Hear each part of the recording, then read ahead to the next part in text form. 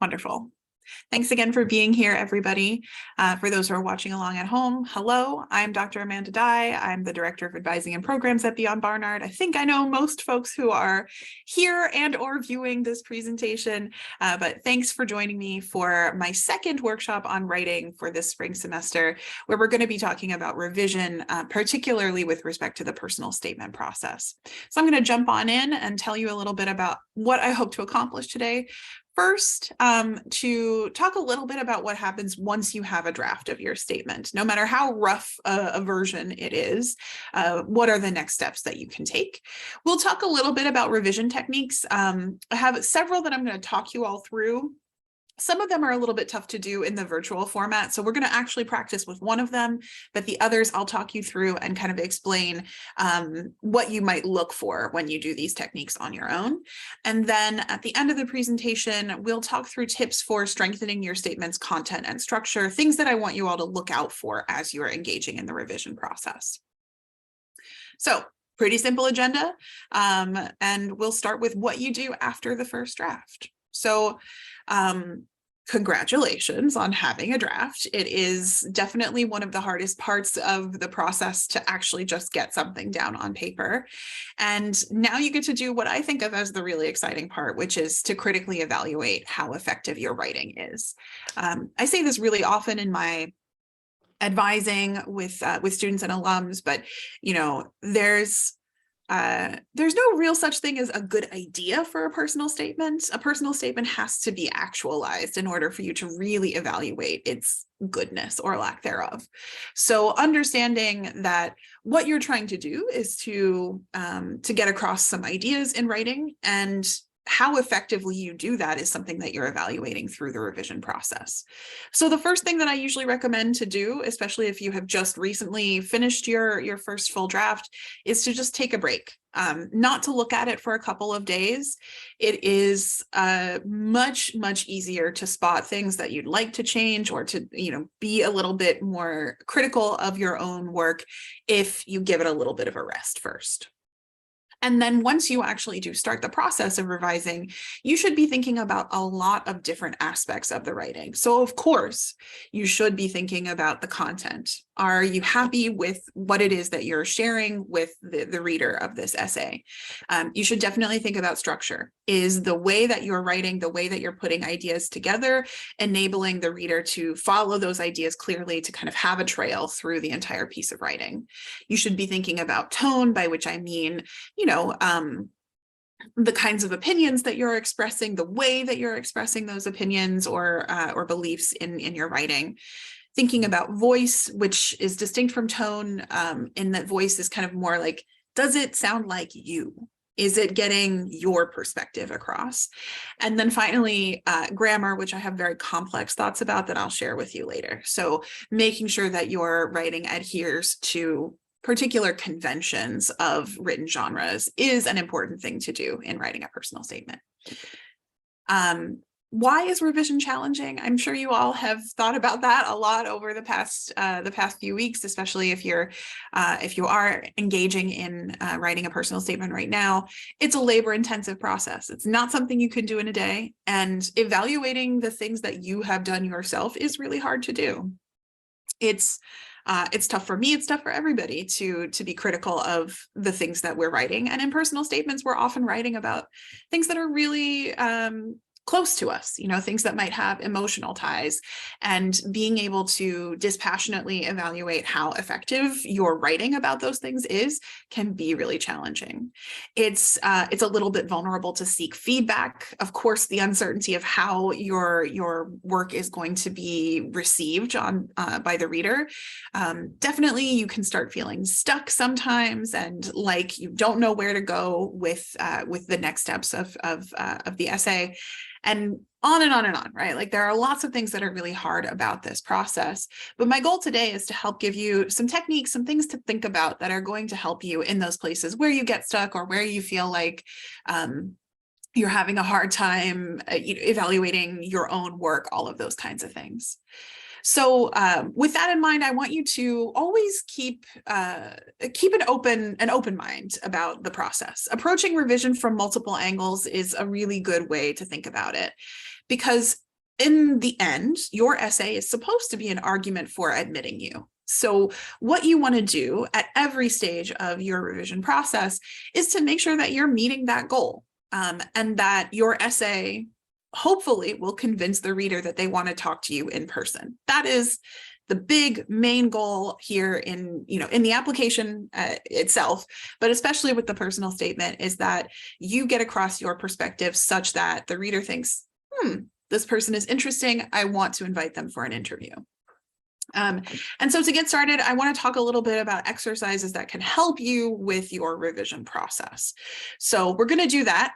Like I said, I'm going to talk you through most of them. And for the sake of time, we're not going to pause to do all of these. Some of these revision practices take a lot of time, but I will talk you through them and kind of explain what I hope you'll gain by doing each of these processes, so you can kind of see the reasoning for the recommendations.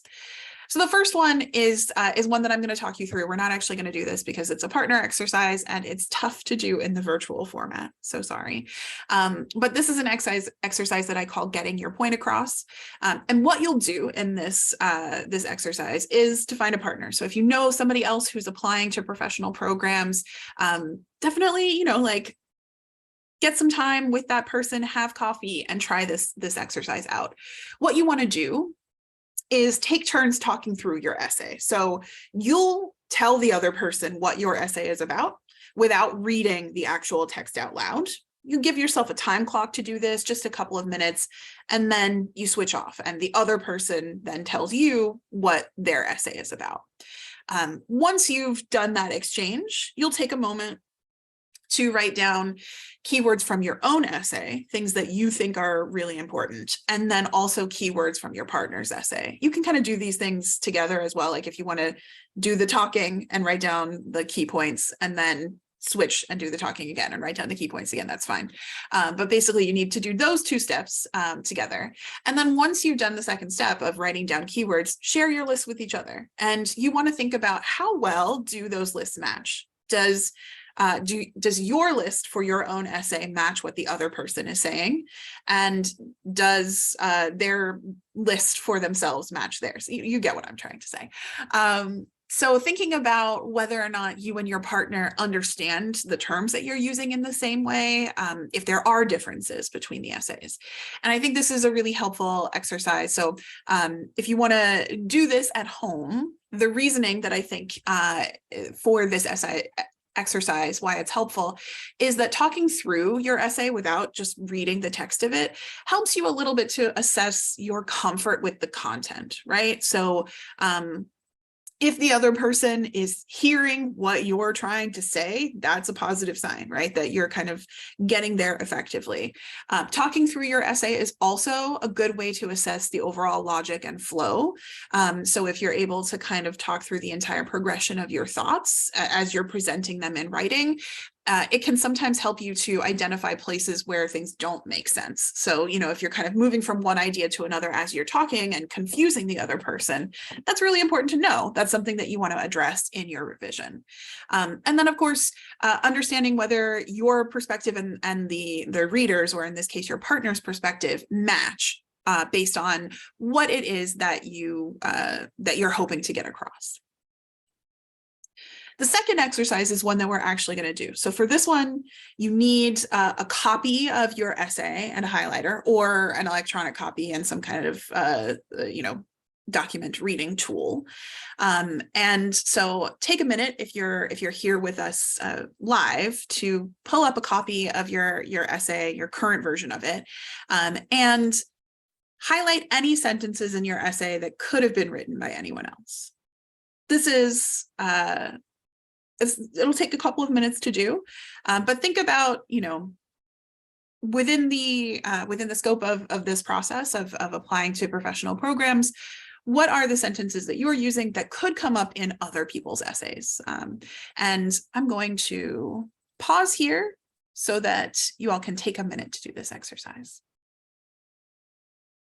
Okay, we're going to come back to this exercise. So hopefully those of you who are playing along live have had some time to at least go through most of your essay and do some highlights.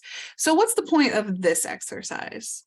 Too much highlighting can suggest that your essay might appear really similar to a lot of other people and might not, have a lot of terribly individualized perspective.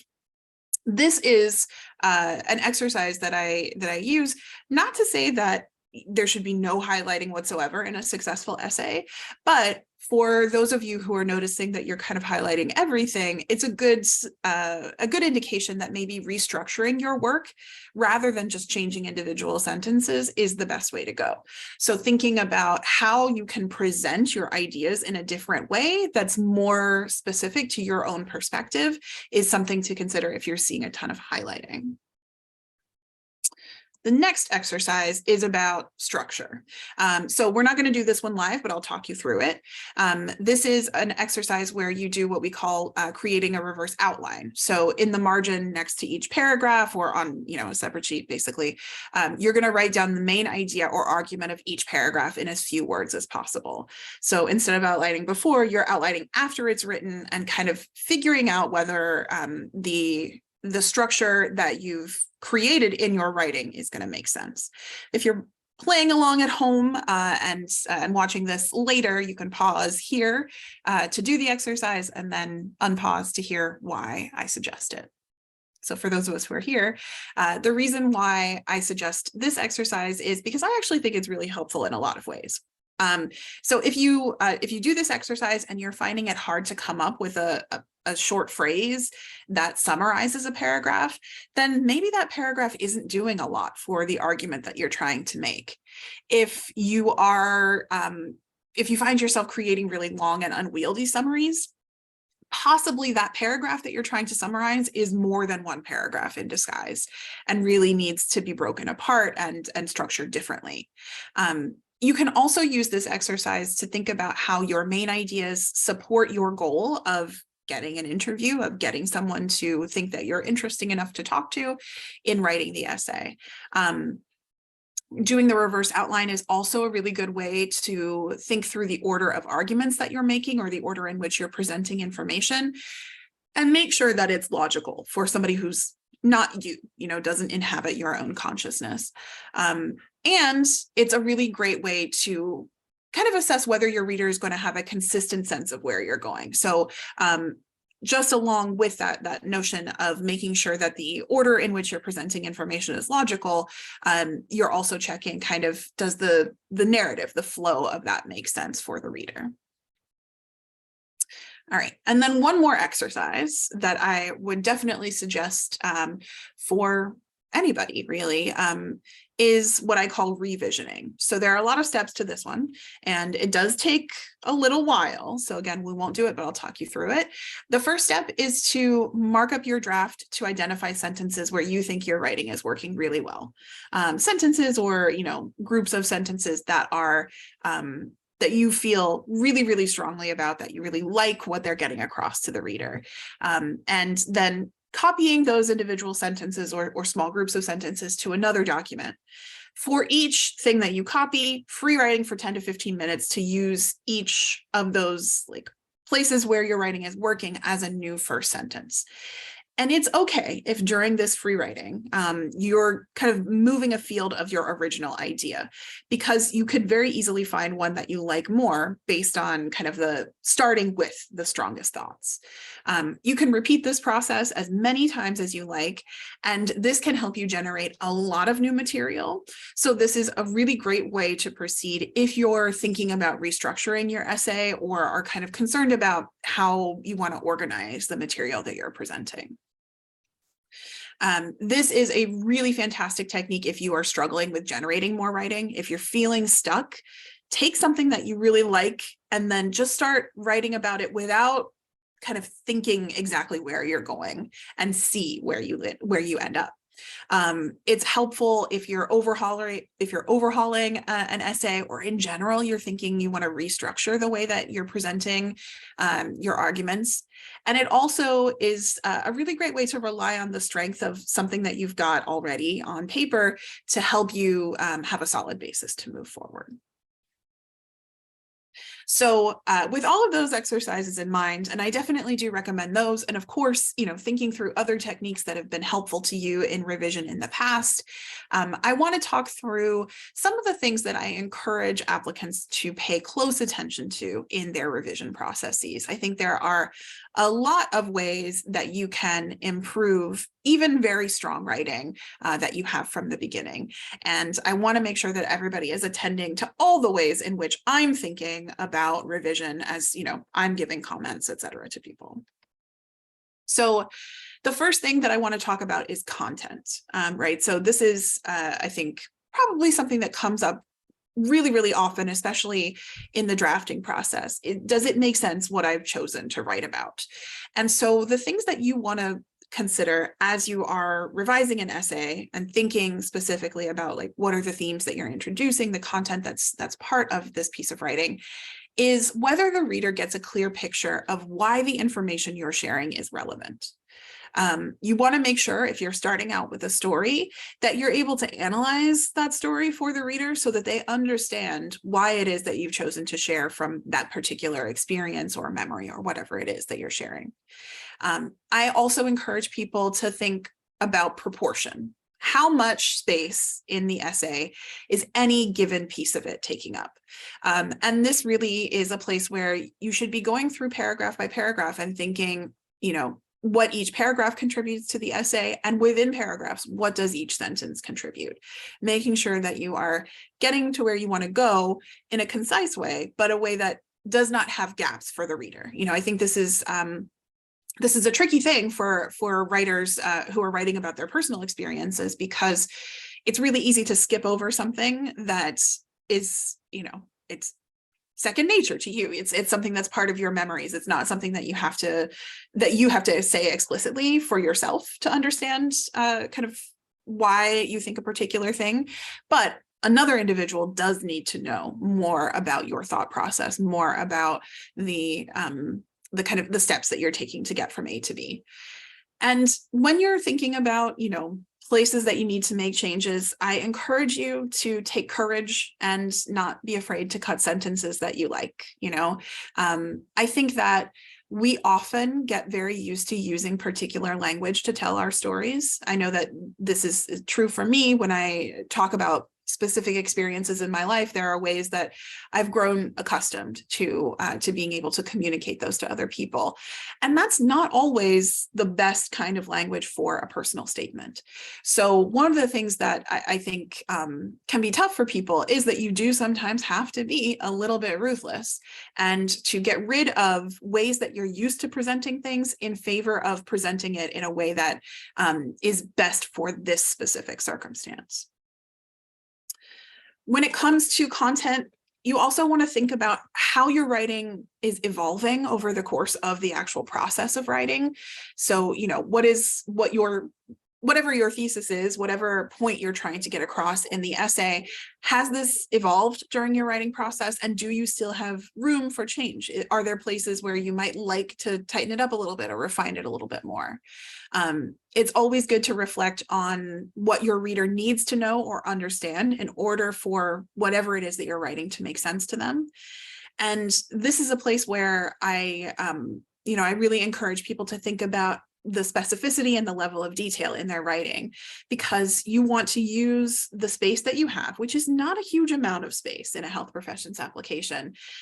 You want to use that space as productively as you can to get across detailed images and a precise understanding of your ideas. Thinking about structure is I think maybe one of the most important things about writing, and it's not usually the first thing that people think about. I think we think a lot about content, but structure is sometimes something that goes by the wayside. I will put it to you that I believe that revision entails structural change. I don't think that an effective revision process is one in which you're going through and maybe changing a couple of sentences or a couple of words here and there. I think it's a process that really does require you to cut out chunks and add new things, move things around in a larger sense. And during that process, you could be doing a lot of different things. Positionally highlighting the strongest ideas, meaning that you start out with the strongest thoughts, or that you start a paragraph with a really strong encapsulation of a particular thought. You might have to reorder sections of your writing in order to make the flow better.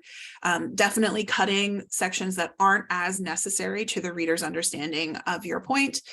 Making sure that you're adding implications. So, if you're presenting a story about a particular pre-professional experience, maybe an experience you had in a research or clinical setting, you want to make sure that the reader understands exactly why. You want to make sure that you're putting in the implications, drawing a thread through that experience toward the future.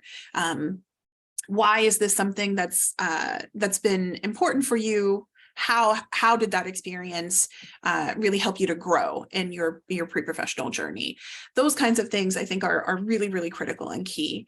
And of course, you want to make sure that you're strengthening transitions between ideas, especially if you're moving between things and maybe sort of circling back to an original idea as you go through the essay. Making sure that everything is working together structurally is crucial. You want to think about narrative, what's drawing the reader through the entire experience of reading that essay, whether ideas and evidence are flowing logically. You can ask a friend to do this and just tell you whether or not it makes sense, or whether there are like big questions that come up in their mind. Reading the essay aloud is a really, really great way to do this. It feels very silly to sort of sit by yourself in a room and read your personal statement out loud.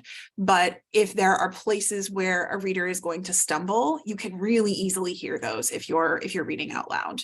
And then again, thinking about whether there are any gaps in your logic, if you're making a claim that you're not supporting in some way, are you using transition words to kind of bind together paragraphs that might need a little bit more work to actually put the ideas together? All of those kinds of things have to do with revising for structure. If you are finding yourself using a lot of time words in your essay to kind of move the reader through, things like next, eventually, later, etc., that's maybe a sign of trouble, because linearity is not necessarily your friend in this process. You do not have to feel beholden to tell your story in the order in which it happened. Rather, you can feel that you have the ability to tell your story with, positionally highlighting the things that are most important.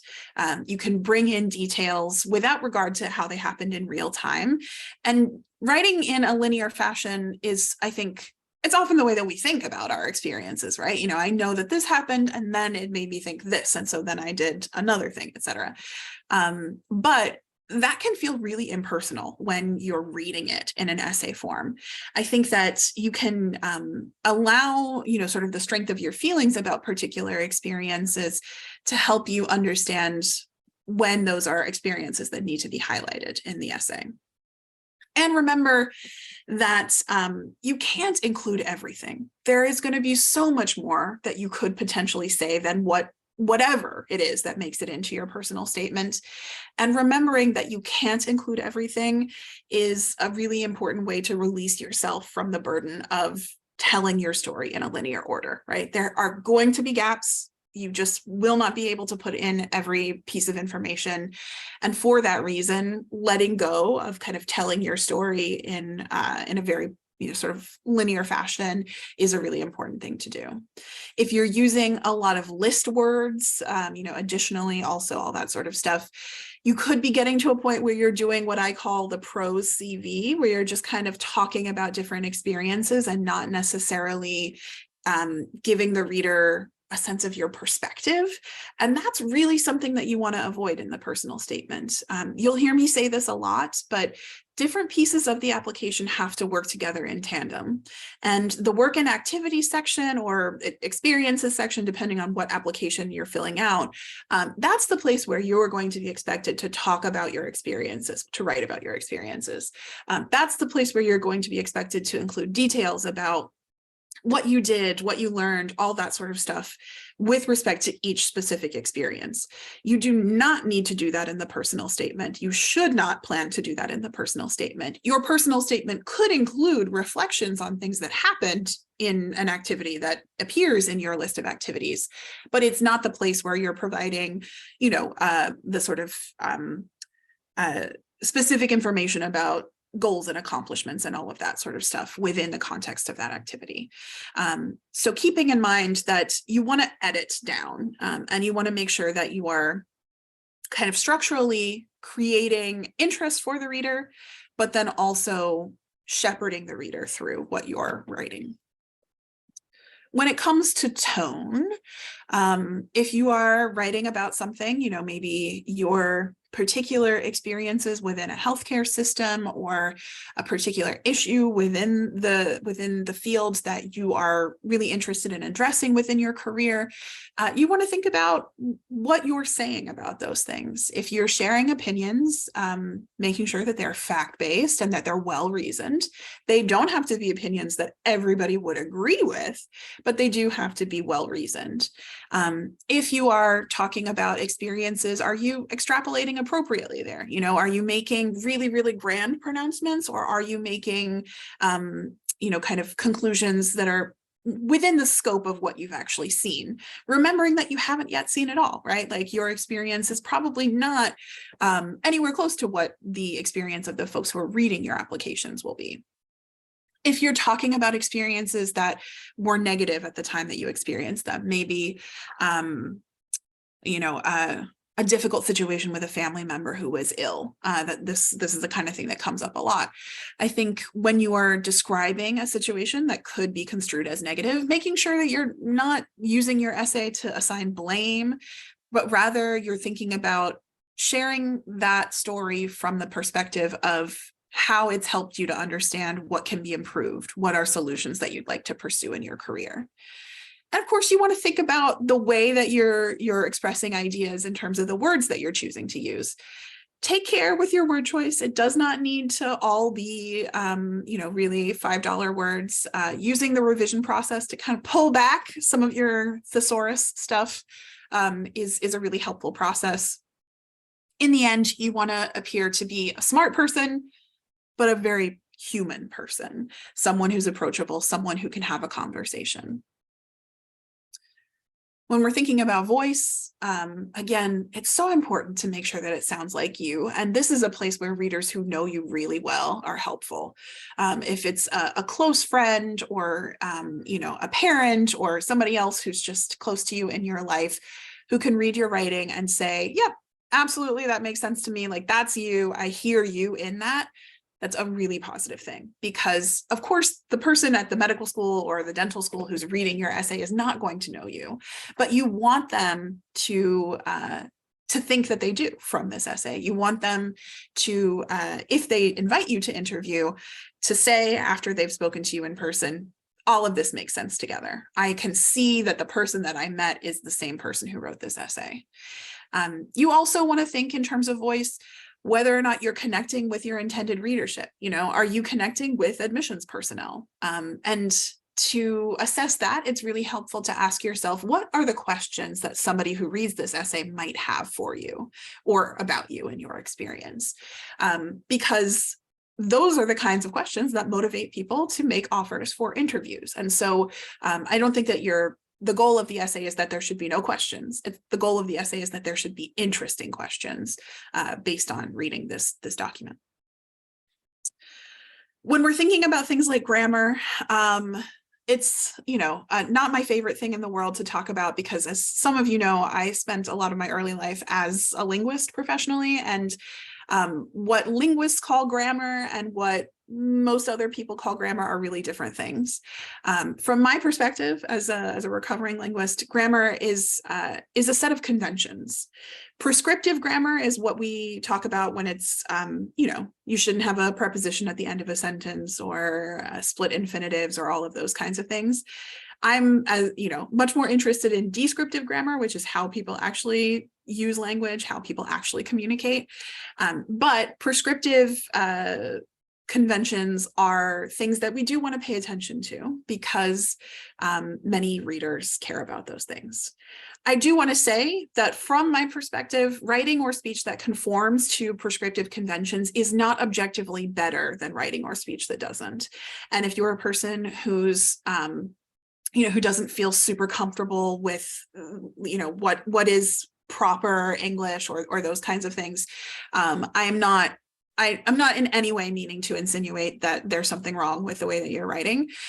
It just may be that you need to do a little bit of extra work to make sure that your writing adheres to conventions.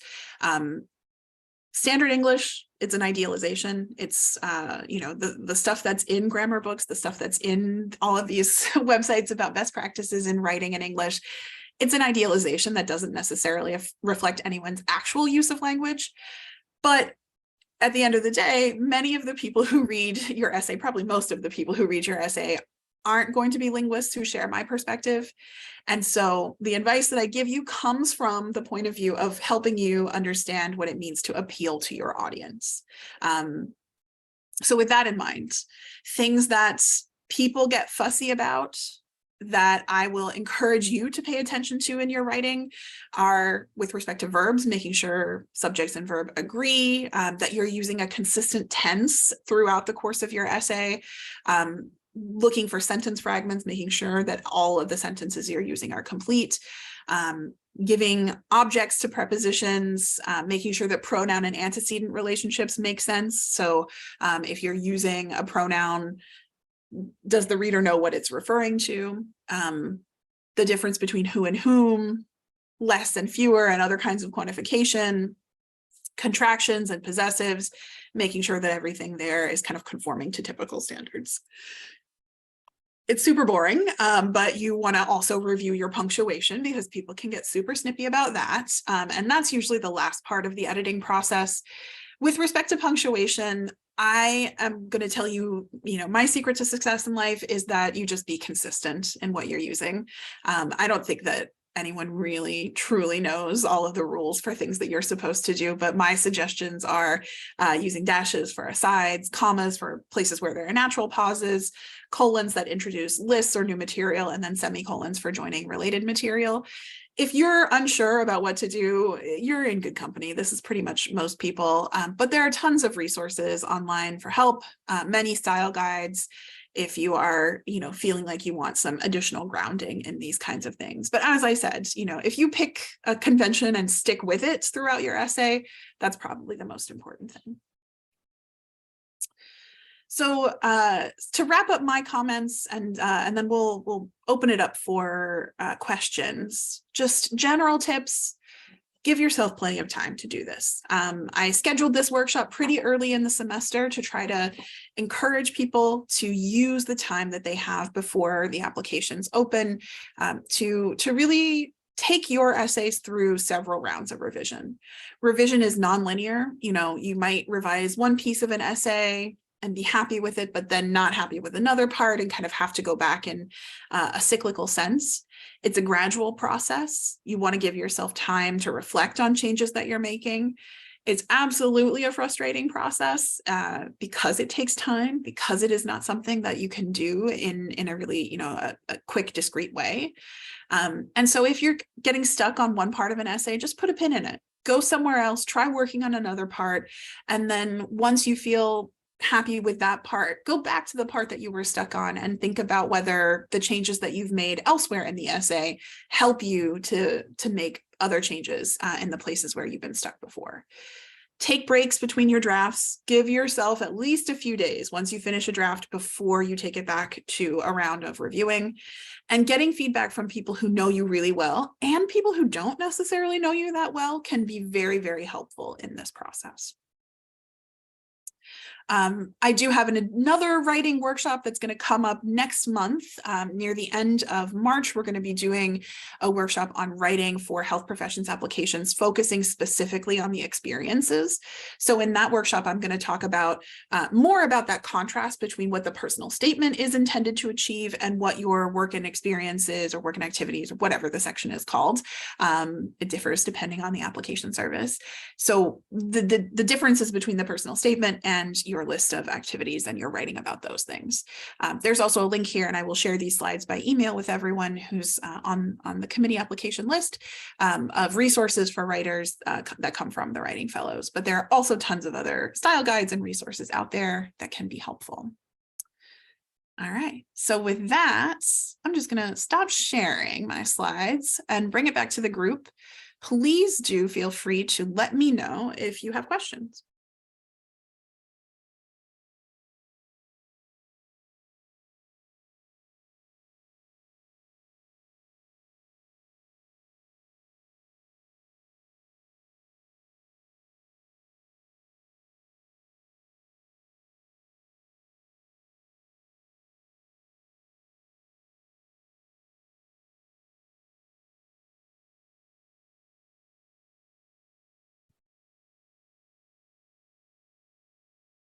Okay. If there aren't any questions, I will say thanks, folks who were able to attend live. Please do keep an eye out on your emails. I'll be sending more information about resources for writing over the course of the semester. And of course, happy revising. For those who have submitted committee applications last week, we're going to be in touch in the coming weeks about interview scheduling. So keep an eye out in your emails for that as well. Thanks, everybody. Have a good evening. Stay safe, stay warm. Take care.